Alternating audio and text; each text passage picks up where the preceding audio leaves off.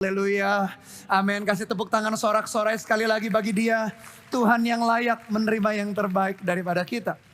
Puji Tuhan, silakan duduk kembali dalam hadirat Tuhan Bapak Ibu Saudara. Sekali lagi katakan shalom. Senang bisa beribadah minggu bersama-sama dengan Bapak Ibu Saudara sekalian. Dan saya ingin juga menyapa Bapak Ibu Saudara sekali lagi jemaat yang mengikuti ibadah lewat live streaming dimanapun Anda berada.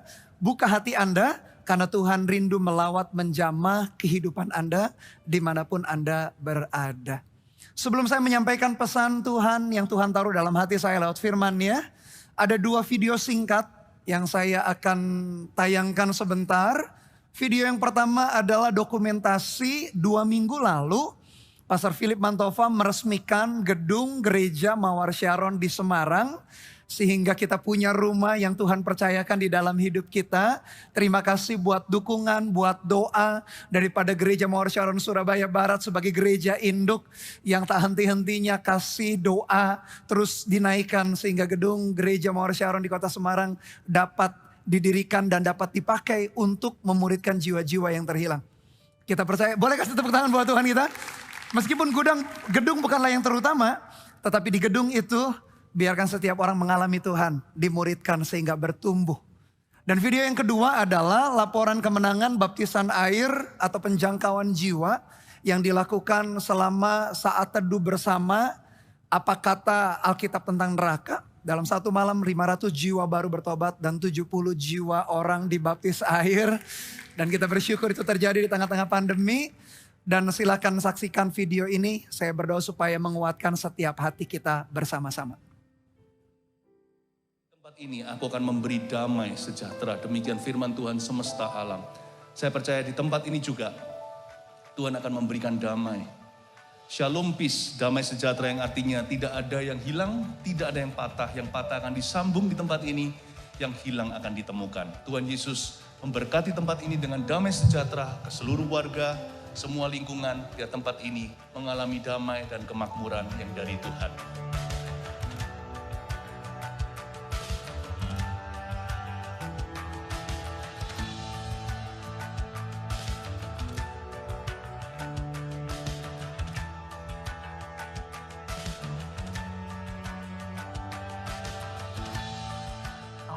Di sini akan ada 1001 sejuta satu cerita. Jeritan manusia yang didengar oleh Allah. Dan jeritan Allah yang didengar oleh jemaat.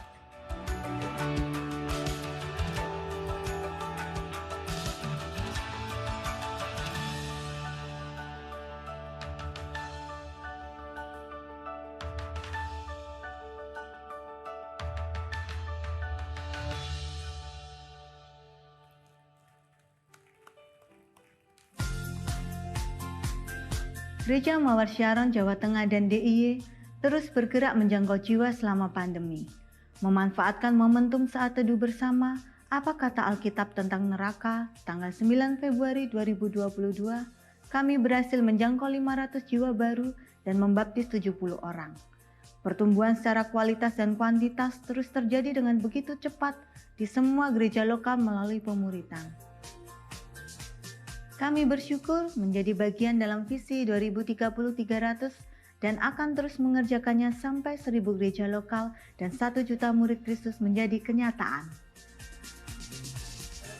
Sekali lagi bagi Tuhan.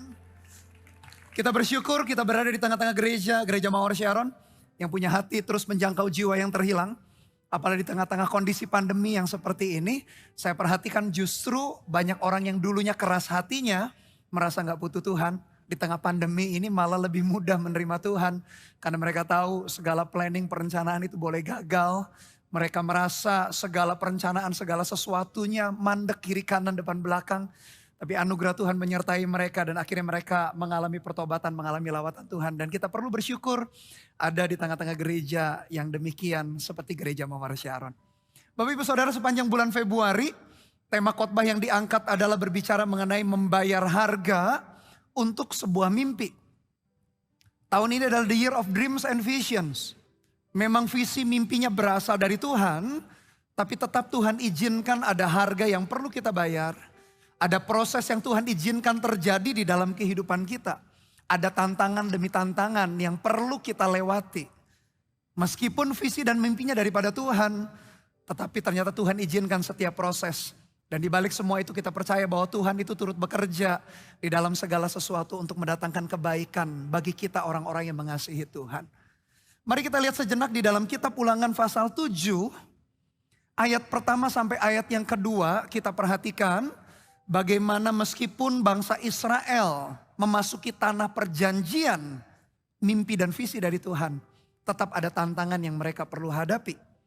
Mari kita lihat bersama-sama Ulangan 7, ayat pertama sampai ayat yang kedua.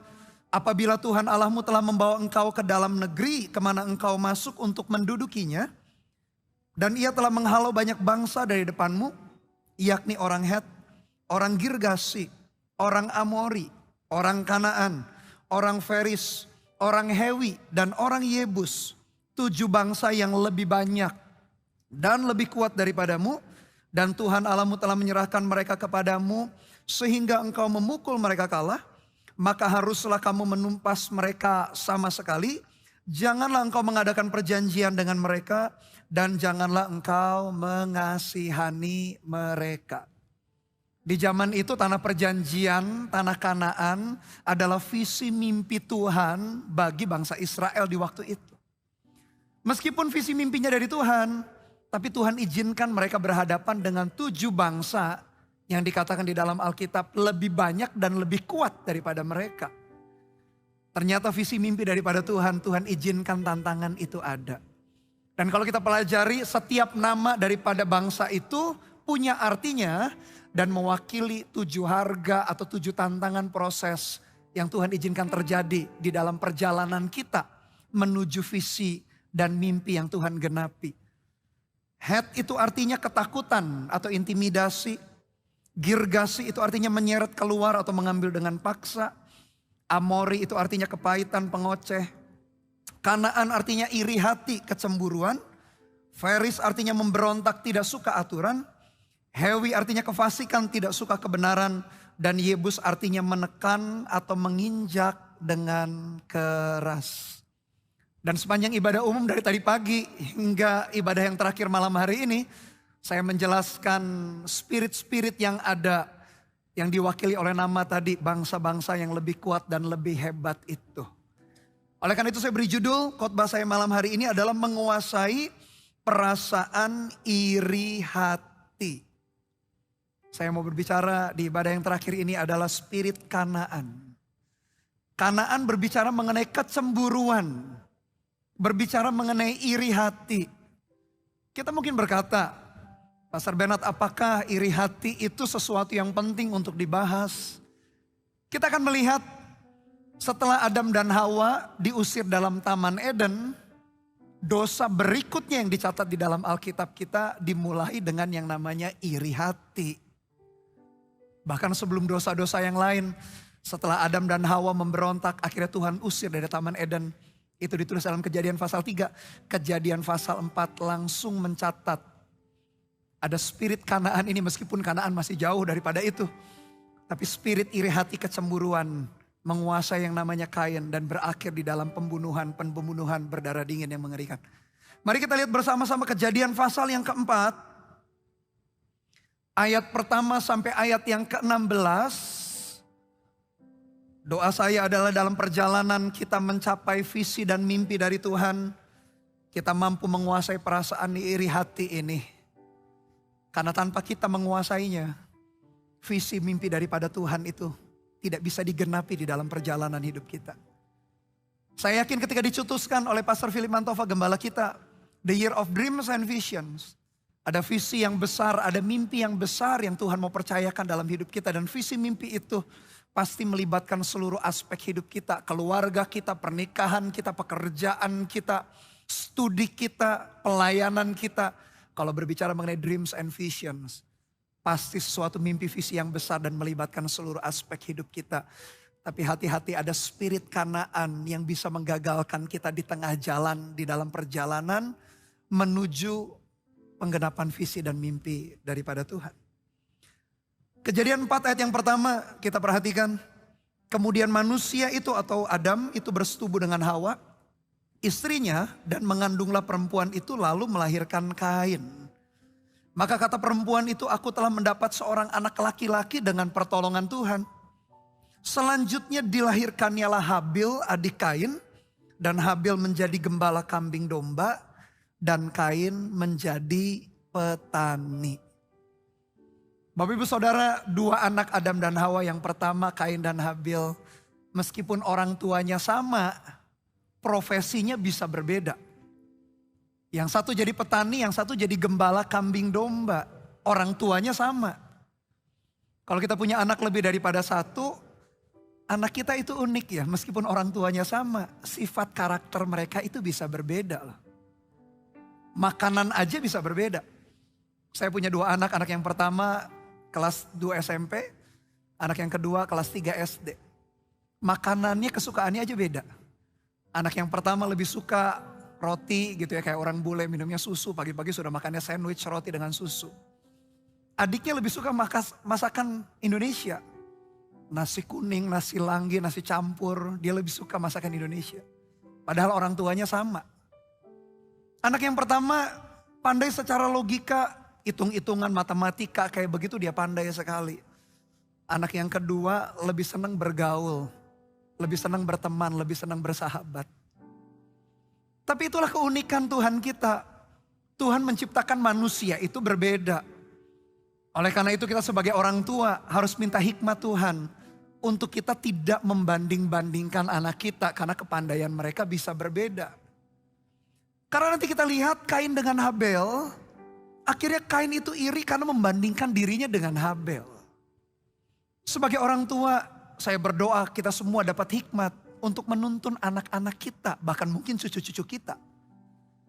Karena mereka punya talenta, kekuatan yang berbeda, punya panggilan Tuhan yang spesifik, yang berbeda di dalam kehidupan mereka. Jangan dibanding-bandingkan. Kalau diajari untuk lebih rajin boleh, tapi talenta kepandaian itu bisa berbeda. Bahkan jangan sekedar paksakan cita-cita kita yang gak kesampaian mungkin. Saya punya seorang teman, orang tuanya itu tidak kesampaian jadi dokter. Lalu teman saya ini dipaksa jadi dokter. Dan bagaimana mungkin dia jadi dokter? Karena melihat darah saja dia mau pingsan rasanya. Belum lagi dia dengar teman-temannya yang sekolah kedokteran. Itu kalau praktikum katanya bedahnya bedah mayat. Bisa dibayangkan teman saya ini. Alhasil tetap orang tuanya memaksa. Dan apa daya dia sebagai seorang anak yang gak bisa juga menjelaskan apa yang jadi kerinduan dia. Akhirnya dia masuk ke kedokteran. Dan alhasil memang akhirnya gak sempat jadi dokter. Bahkan berhenti di tengah-tengah perjalanan sekolah atau kuliahnya. Membandingkan satu dengan yang lain. Bisa menimbulkan kecemburuan iri hati. Nanti kita lihat. Dan bisa berakhir dengan fatal. Bahkan penelitian menunjukkan Bapak Ibu Saudara. Ada para ahli yang menghitung bahkan kecerdasan manusia aja ada 10 macam katanya. Secara sekilas saja sebagai informasi kita. Ada word smart, reasoning smart, picture smart, body smart, music smart, people smart, self smart, nature smart, food smart, dan spiritual smart. Bahkan para ahli mencoba mengkelompokkan orang-orang itu punya kepandaian, punya kemahirannya masing-masing. Kita orang tua jangan bandingkan kepandaian anak kita. Supaya jangan mereka bertumbuh di dalam spirit untuk bersaing yang tidak sehat. Atau kita yang iri lihat orang lain. Kita yang cemburu lihat orang lain. Dan terperkara kecemburuan atau iri hati tak tanggung-tanggung itu dosa yang pertama setelah Adam dan Hawa keluar daripada Taman Eden. Muncullah Kain dengan Habel kisahnya. Jadi spirit ini begitu mengerikan. Spirit kanaan, spirit iri hati, spirit cemburu bisa membuat orang marah, bisa membuat orang dendam, akhirnya berakhir menjadi seorang pembunuh berdarah dingin. Gak bisa mungkin bisa sampai di dalam penggenapan visi dan mimpi yang Tuhan percayakan di dalam hidup kita. Bukan berarti kita gak belajar bertumbuh, bukan berarti kita gak bisa belajar ketika kita melihat orang lain. Mungkin profesinya sama atau profesinya berbeda. Tetap kita bisa belajar. Tapi jangan bandingkan spotlight orang lain dengan spotlightnya kita. Tuhan punya rencananya masing-masing di dalam hidup kita. Belajar mempertajam harus. Tapi hati kita di satu sisi perlu bersyukur. bahwa apa yang ada di tangan kita hari ini itu adalah anugerah Tuhan yang perlu dikelola dengan baik. Kalau tidak bisa berujung tragis dan fatal. Ayat yang ketiga kita perhatikan kembali Kejadian 4. Setelah beberapa waktu lamanya, maka Kain mempersembahkan sebagian daripada hasil tanah itu kepada Tuhan sebagai korban persembahan. Habil juga mempersembahkan korban persembahan dari anak sulung kambing dombanya, yakni lemak-lemaknya. Dikatakan ayat yang B, ayat 4, maka Tuhan mengindahkan Habel dan korban persembahannya itu. Tetapi Kain dan korban persembahannya tidak diindahkannya. Lalu hati Kain menjadi sangat panas dan mukanya muram. Ada orang yang berpendapat, kenapa persembahan Habil diterima? Ya karena persembahannya korban hewan, ada darah yang dicurahkan. Bukankah itu Tuhan mengajar untuk menebus dosa? Tapi kan penebusan dosa lewat mempersembahkan korban itu nanti zaman ribuan tahun setelah itu, di zaman Musa ada aturan yang Tuhan kasih. Jadi di zaman itu belum ada pembahasan mengenai korban persembahan hewan untuk menghapus dosa. Kalaupun itu ada ya oke lah. Tapi sebenarnya kalau kita lihat lebih dalam lagi, apa sih sebetulnya yang membedakan mereka? Berbicara mengenai ketika mereka mempersembahkan baik hasil tanah daripada Kain maupun hewan yang dipersembahkan oleh Habil. Sebetulnya berbicara mengenai mereka mempersembahkan sesuatu buat Tuhan. Nanti kita akan perhatikan ternyata bukan berarti, saya pernah lihat juga gambar dulu ya waktu saya masih kecil di sekolah minggu. Kain mempersembahkan sayur buah yang busuk-busuk. Enggak juga sih sebetulnya. Tapi sebetulnya kualitas dan hati. Bapak Ibu Saudara, kalau kita mau mempersembahkan buat Tuhan, persembahkanlah yang paling baik. Karena Dia layak menerima yang paling baik daripada kita. Kalau itu berbicara mengenai bayar harga untuk Tuhan, Dia layak Bapak Ibu Saudara. Karena hidup kita saja bukan milik kita kan.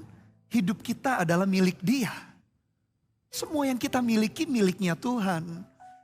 Kita hanya pengelola. Sehingga ketika kita mempersembahkan apapun juga perlu didasari dengan prinsip yang demikian. Kalau kita mempersembahkan, pastikan mempersembahkan yang terbaik.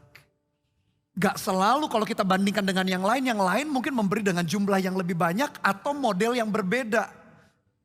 Tuhan mengerti masing-masing dari dalam hidup kita. Tuhan punya takarannya. Asalkan takaran yang kita bawa kepada Tuhan adalah takaran yang terbaik. Itulah yang Tuhan terima. Tidak membandingkan satu dengan yang lain. Jadi perkara Kain dan Habel, oke berbicara mungkin bisa saja karena korban Habel adalah korban persembahan.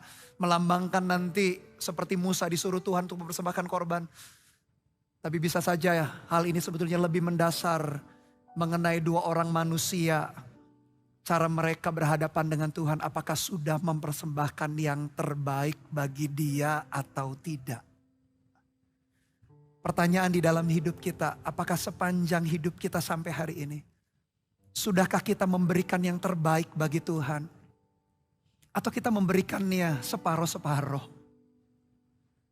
Entah waktu kita, talenta kita, uang kita, kehidupan kita. Apakah kita memberikannya separuh-separuh atau kita memberikannya secara all out? Oh all out kalau begitu Pastor Bernard harus jadi hamba Tuhan sepenuh waktu semua. Bukan. Tuhan tempatkan ada yang full timer di gereja, ada yang full timer di marketplace. Meskipun hamba Tuhan sepenuh waktu di gereja, meskipun kita adalah seorang pekerja di marketplace.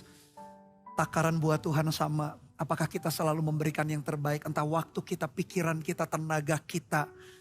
Kita berkata Tuhan, ketika aku mau mempersembahkan yang terbaik, pakai hidupku, pakai pekerjaanku, pakai segenap aspek kehidupanku. Ketika kita memastikan itu, Dia berkenan akan setiap apa yang kita persembahkan yang terbaik dari dalam kehidupan kita. Dan bukan berujung di saling membandingkan satu dengan yang lain. Karena Tuhan punya masing-masing kepada kita rencananya pribadi lepas pribadi. Kita bisa boleh berbeda satu dengan yang lain sesuai dengan panggilan Tuhan. Tapi dalam hal memberikan yang terbaik, motivasi dan takarannya kita yang mengerti Apakah selama ini kita sudah memberikan yang terbaik atau tidak? Kenapa Kain mempersembahkan lalu tidak diindahkan dan Habel mempersembahkan tapi diindahkan? Kita coba perhatikan Kejadian 4 ayat yang ke-7, kita lompat di ayat yang selanjutnya. Dikatakan demikian, apakah mukamu tidak akan berseri jika engkau berbuat baik? Tetapi jika engkau tidak berbuat baik, dosa sudah mengintip di depan pintu. Ia sangat menggoda engkau, tetapi engkau harus berkuasa atasnya. Lalu kita bandingkan lagi dengan Ibrani 11 ayat yang keempat. Perhatikan Ibrani 11 ayat yang keempat. Karena iman Habil telah mempersembahkan kepada Allah korban yang lebih baik daripada korban Kain. Dengan jalan itu ia memperoleh kesaksian kepadanya bahwa ia benar. Karena Allah berkenan akan persembahannya itu. Dan karena iman ia masih berbicara sesudah ia mati. Lalu kita bandingkan dengan satu ayat lagi, Amsal 21 ayat 27. Korban orang fasik adalah kekejian, lebih-lebih kalau dipersembahkan dengan maksud jahat. Jadi kenapa korban Habil diterima, diindahkan Tuhan? Karena dia memberikan yang terbaik buat Tuhan. Dengan motivasi hati, dengan takaran, dengan ukuran, dengan apa yang dia punya. Sedangkan Habil tidak. Kejadian tadi pasal 4 ayat 7 dan Ibrani 11 ayat 4. Menjelaskan kita menjadi penjelasan tambahan. Dalam perjalanan hidup kita apapun itu Bapak Ibu Saudara. Pastikan kita sudah mempersembahkan yang terbaik daripada Tuhan. Untuk Tuhan. Apa yang diberikan di tangan kita, kembalikan kepada Dia. Takkan pernah ku bawa selain yang terbaik, yang harum dan sejati di hadapan tahtamu. Yesusku, terimalah korban syukurku ini. Yang apa? Saya lupa malah.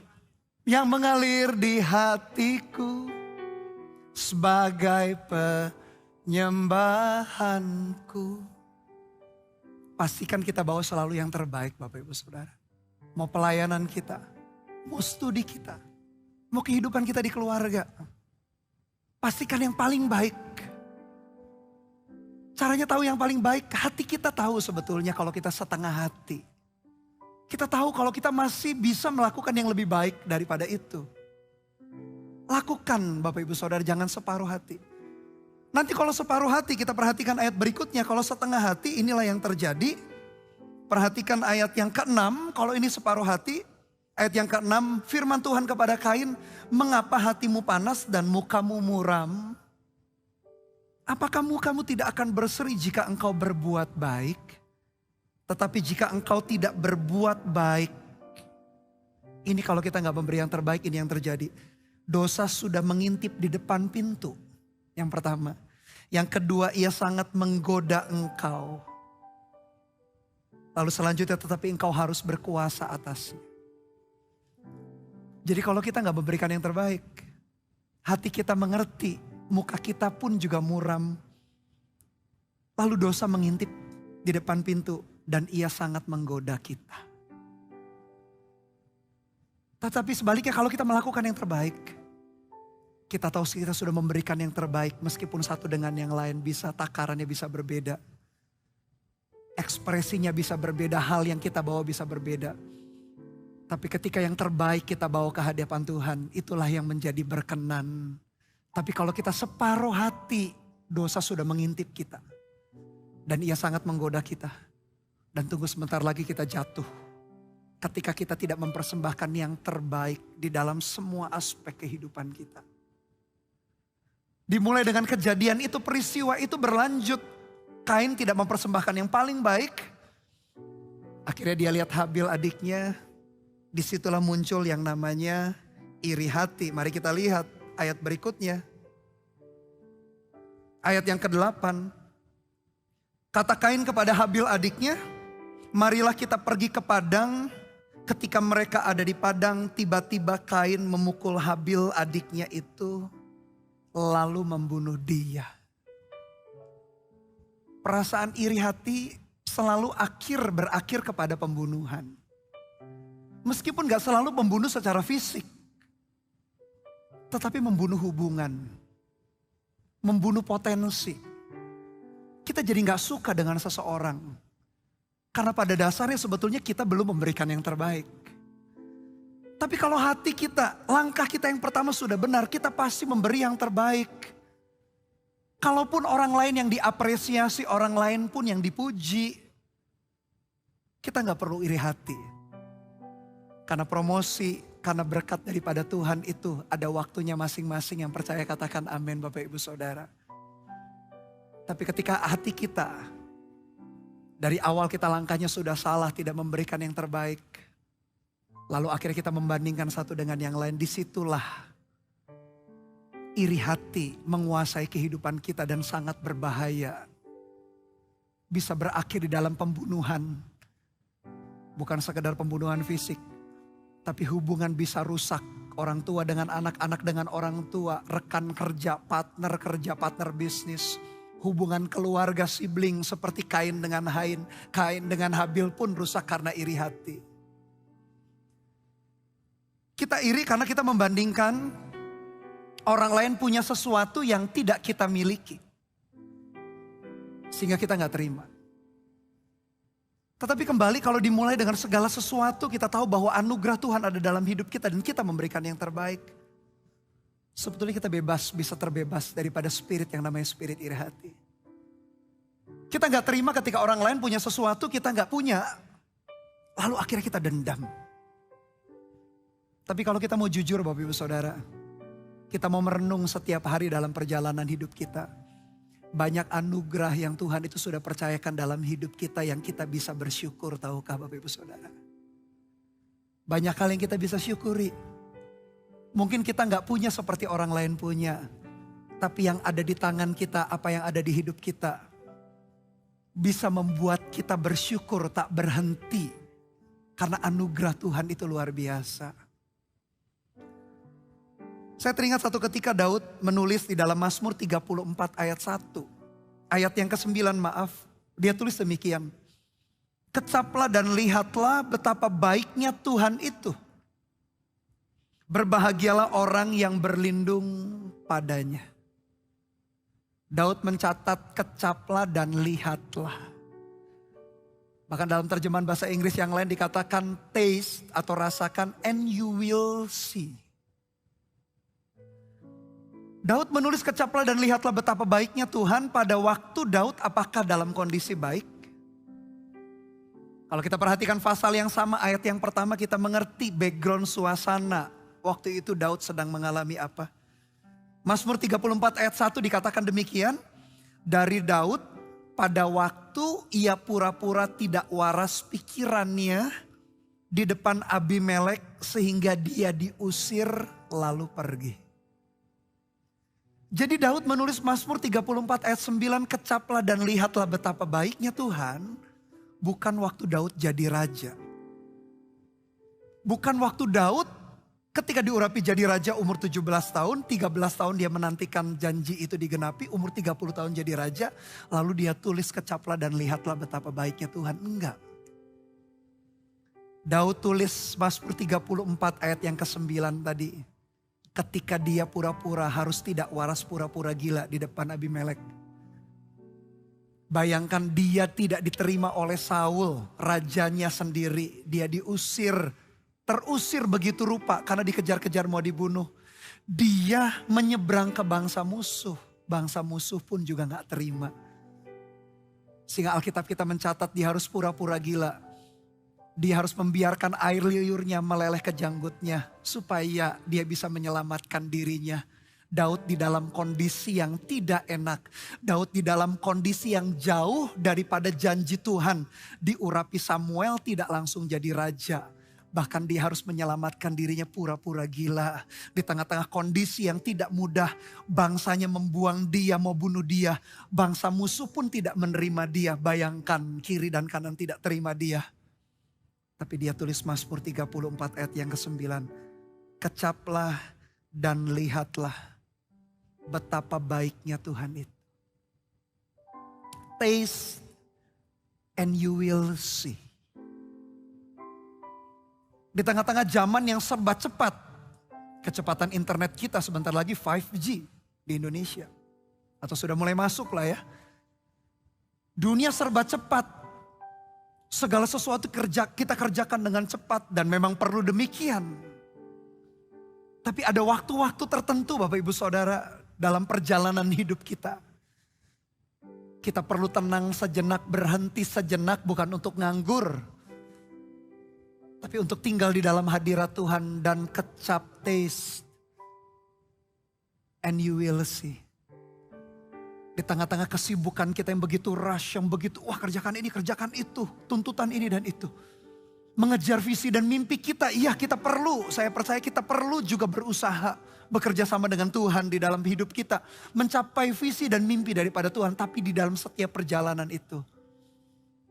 Perlu kita duduk diam dalam hadirat Tuhan. Mengingat anugerah dan berkat-Nya, mengecap kebaikan Tuhan.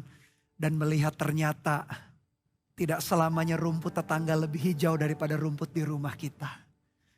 Kalau kita selalu melihat rumput tetangga lebih hijau, kita selalu kemerungsung, selalu gak terima, selalu iri hati. Selalu membandingkan kenapa yang lain lebih hijau, yang sini kurang hijau. Selalu akhirnya kita gak terima, akhirnya membunuh relationship, membunuh sana dan sini potensi. Setiap waktu saya ambil waktu sejenak untuk merenungkan di dalam hadirat Tuhan. Betapa Tuhan itu baik luar biasa. Bapak Ibu Saudara, ketika kita makan, makanan enak dan makanan tidak enak dipengaruhi oleh apa Bapak Ibu Saudara? Hargakah? Koki yang masak? Ya harga koki yang masak juga pengaruh. Tapi menurut saya salah satu faktornya dipengaruhi oleh hati. Coba Anda ke restoran mahal, chef terkenal, tapi Anda sedang marah. Sedang emosi dengan pasangan, makan masakan mahal pun jadi gak enak di lidah. Tapi masakan sederhana, masakan bahkan yang murah, tapi dinikmati oleh pasangan, bersama dengan pasangan dinikmati oleh anak-anak kita. Dengan ucapan syukur, rasanya berbeda loh Bapak Ibu Saudara. Meskipun ya kalau Tuhan memberkati lebih, kita bisa makan yang mungkin yang jarang kita makan begitu, variasi. Tapi hati itu membedakan. Kalau kita makan nasi putih, meskipun semakin bertambahnya usia kita kurangi. Tapi kalau kita makan hanya nasi putih, kita gigit perlahan. Kita ikuti saran dokter mengunyah 32 kali. Rasa yang selanjutnya kita rasakan di lidah kita apa Bapak Ibu Saudara? Manis. Karena karbohidrat dirubah jadi gula kan? Ketika kita mengecap kebaikan Tuhan di dalam hati kita, taste. Kita bersyukur kita masih bisa bernafas, kita bersyukur masih kita beraktivitas, kita bersyukur masih bisa melayani, kita bersyukur ada komunitas di dalam perjalanan kita mencapai visi dan mimpi daripada Tuhan. Kita bersyukur di dalam setiap kilometer kehidupan kita berpikir dan merenungkan taste. And you will see. Dan Daud mencatat itu ketika dia pura-pura harus tidak waras. Ternyata mau jadi raja, ternyata mau jadi seperti orang gila, sama saja bisa tetap bersyukur. Semuanya pilihan. Tapi kalau pada akhirnya kita menentukan kehidupan kita, kita iri kepada seseorang, kita cemburu. Bahkan itu dosa pertama yang terjadi setelah keluar Adam dan Hawa dari Taman Eden itu. Berakhir di dalam pembunuhan yang mengerikan. Banyak hal yang kita perlu syukuri dan harus syukuri. Itu yang membuat kita bisa tidak dikuasai oleh spirit kecemburuan iri hati itu. Dan terus berjalan di dalam penggenapan visi dan mimpi daripada Tuhan. Saya teringat sudah cukup lama, sekian tahun yang lalu. Waktu itu saya ikut oleh Pastor Philip ke Malaysia, waktu itu ada FKA. Lalu selesai mendoakan terjadi kesembuhan yang luar biasa, balik ke Indonesia, saya balik ke Semarang. Tidur malam hari itu seperti biasa, besok pagi bangun. Tiba-tiba punggung di sebelah kiri saya sakit sekali seperti ditusuk-tusuk. Dipukul begitu. Belum pernah saya rasakan sebelumnya. Bangun jam 4 pagi, tidur terlentang tengkurap, miring kiri miring kanan sama aja, sakitnya gak hilang. Lalu akhirnya saya dibawa istri saya ke rumah sakit. lalu disuntik untuk penghilang rasa sakit. Dan dokter jaga menyarankan untuk dicek air urinnya. Dan ternyata memang ada problem. Ada batu dari ginjal turun ke saluran ureternya itu. Dan akhirnya harus tindakan ditembak laser. Waktu itu saya belum terlalu konsen soal kesehatan dan lain sebagainya. Ya kadang-kadang iya, kadang-kadang enggak. Tapi pengalaman itu membuat saya ingat sekali bahwa ketika kita bangun pagi bisa menghirup udara segar, tak sakit punggungnya. Bisa aktivitas normal, nggak perlu ditembak sama laser karena ada problem di batu ginjal.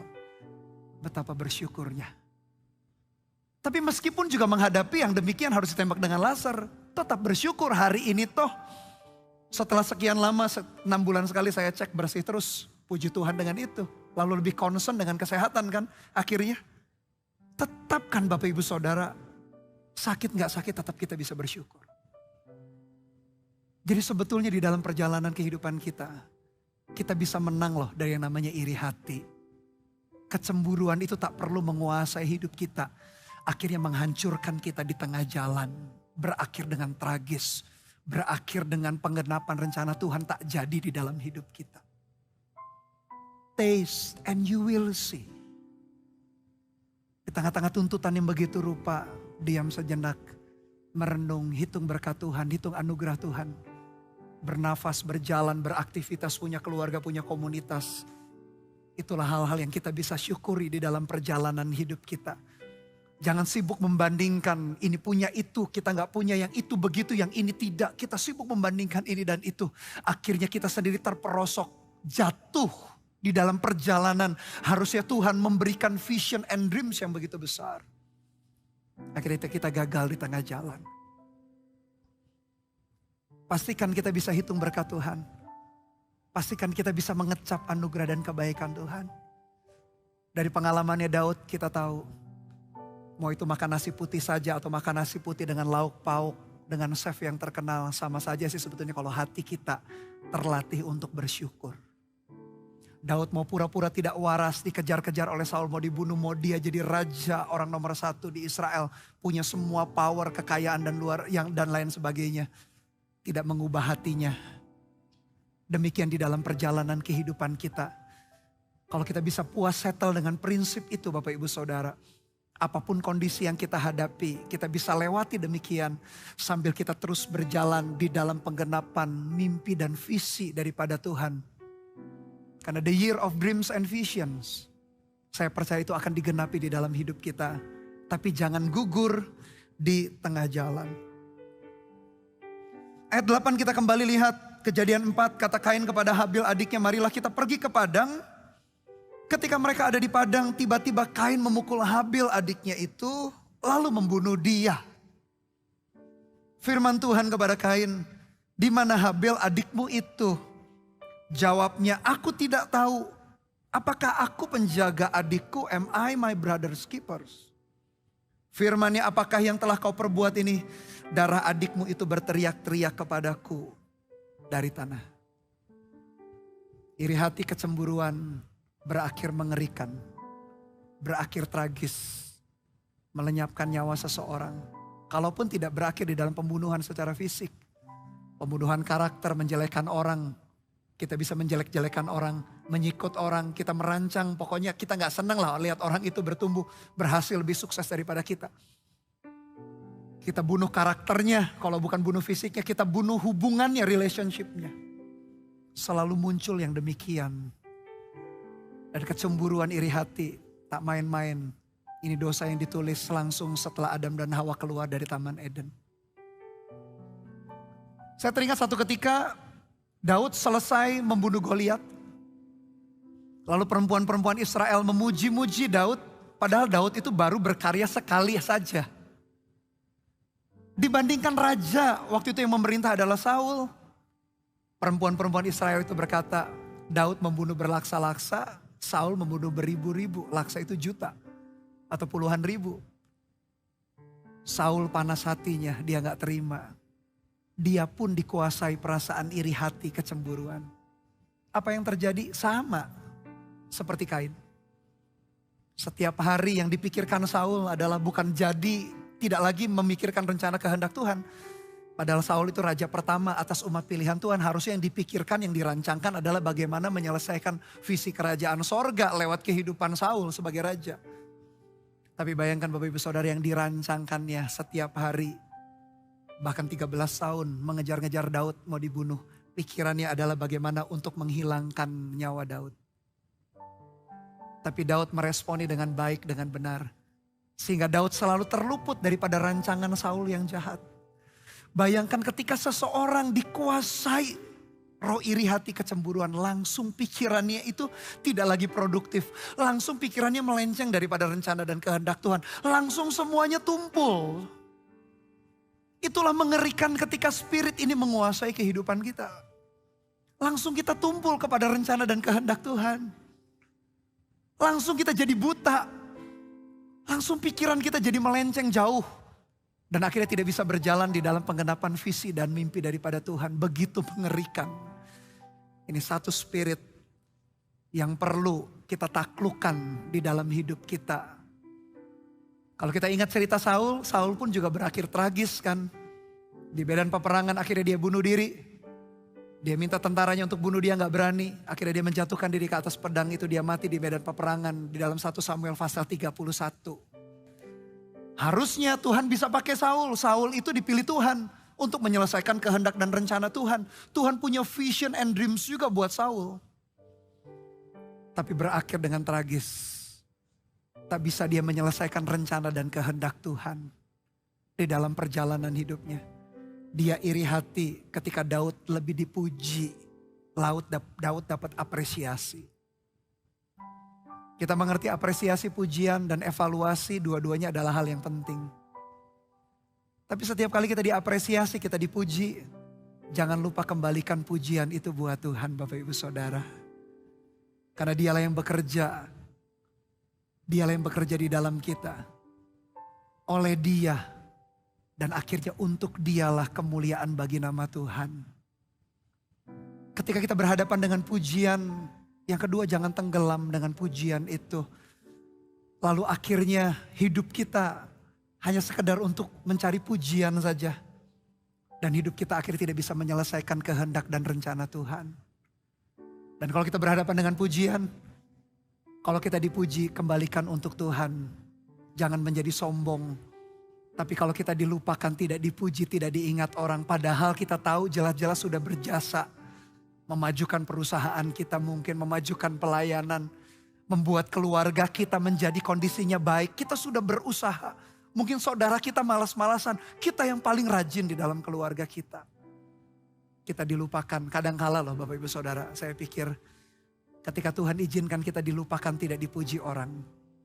Itu menjadi detoks ilahi yang bagus juga. Supaya kita tidak terbuai dengan pujian. Kalau kita dipuji, kembalikan buat Tuhan. Kalau kita dilupakan, jangan marah. Apresiasi pujian menjadi sesuatu yang penting. Evaluasi pun menjadi sesuatu yang penting. Orang lain dipuji, kita tidak dipuji, gak usah panas hati. Gak perlu iri. Sehingga akhirnya kita membunuh karakter, melakukan segala sesuatu, tumpullah hidup kita. Harusnya Kain dan Saul, Tuhan punya rencana yang luar biasa, saya yakin sekali. Tapi semua jadi serba tumpul. Karena spirit cemburu, spirit iri hati menguasai. Baik Kain maupun generasi ribuan tahun setelah itu yang namanya Raja Saul. Tapi saya berdoa hidup kita sebagai anak-anak Tuhan, tidaklah demikian. Kita tahu bahwa Tuhan sudah beranugerah yang luar biasa di dalam hidup kita. Dan banyak hal yang kita bisa syukuri. Yang percaya katakan amin Bapak Ibu Saudara, amin. Banyak hal yang kita bisa syukuri. Kita perhatikan ayat berikutnya, ayat 11. Maka sekarang ini hukuman Tuhan kepada Kain, terkutuklah engkau, terbuang jauh dari tanah yang mengangakan mulutnya untuk menerima darah adikmu itu dari tanganmu. Apabila engkau mengusahakan tanah itu, maka tanah itu tidak akan memberi hasil sepenuhnya lagi kepadamu. Engkau menjadi seorang pelarian dan pengembara di bumi. Ayat 13. Kata Kain kepada Tuhan, hukumanku itu lebih besar daripada yang dapat kutanggung. Engkau menghalau aku sekarang dari tanah ini, dan aku akan tersembunyi dari hadapanmu, seorang pelarian dan pengembara di bumi. Maka barang siapa yang akan bertemu dengan aku tentulah akan membunuh aku. Firman Tuhan kepadanya sekali-kali tidak. Barang siapa yang membunuh Kain akan dibalaskan kepadanya 7 kali lipat. Kemudian Tuhan menaruh tanda pada Kain supaya ia jangan dibunuh oleh barang siapapun yang bertemu dengan dia. Ayat 16 ayat terakhir. Lalu Kain pergi dari hadapan Tuhan dan ia menetap di tanah Nod di sebelah timur Eden. Akhirnya Kain sepanjang hidupnya jadi pelarian. Dimulai dengan sikap hatinya tidak mempersembahkan yang terbaik. Sehingga akhirnya hatinya dikuasai oleh perasaan iri hati, kecemburuan. Visi dan kehendak Tuhan akhirnya tidak bisa terjadi, tidak bisa digenapi. Demikian juga dengan ceritanya Saul. Harusnya Saul pun saya rasa karena Tuhan yang memilih dia jadi raja. Harusnya Tuhan punya visi dan mimpi yang begitu luar biasa. Dalam perjalanan hidup kita Bapak Ibu Saudara, the year of dreams and visions. Tuhan punya visi dan mimpi yang begitu hebat bagi kita. Jangan gagal karena perasaan iri hati dan cemburu menguasai kehidupan kita. Dari sepanjang kisah perjalanan Kain dan Habel, ada 3 aplikasi sederhana yang kita bisa lakukan setiap hari dalam hidup kita. Aplikasi yang pertama tentu saja, kembangkan sikap hati yang bersyukur. Jangan selalu lihat rumput tetangga lebih hijau.